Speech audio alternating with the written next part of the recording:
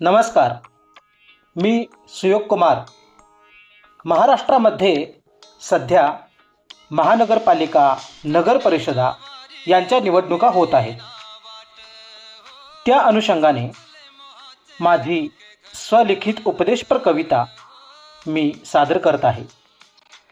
कवितेचे शीर्षक आहे नेता. प्रचाराचे वारे आता शांत झाले आहे.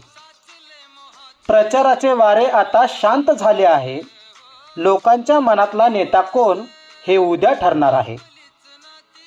उमेदवारांकरिता पुढली शब्दरचना. उमेदवारांनी समजून घ्याव्यात मतदारांची अडचण.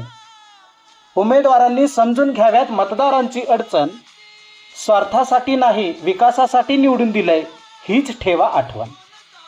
निवडून आल्यावर पैशापेक्षा नाते असू दे विकासाचे. निवडून आल्यावर पैशापेक्षा नाते असू दे विकासाचे. साऱ्या जगात दुमदुमू दे आपल्या महाराष्ट्राची ख्याती. निवडून कोणीही येऊ दे शेवटी विकास महत्त्वाचा आहे.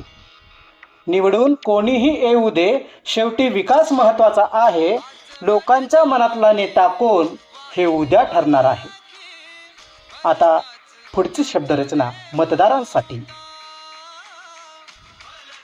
आपण महाराष्ट्रात जन्मलो हेच मोठं वरदान. आपण महाराष्ट्रात जन्मलो हेच मोठं वरदान. म्हणून कोणीही चुकवू नये आपलं हक्काचं मतदान. लाचारपेक्षा हुशार आता आपण झालं पाहिजे. लाचारपेक्षा हुशार आता आपण झालं पाहिजे. कारण आपलं एक मत बदल घडवणार आहे.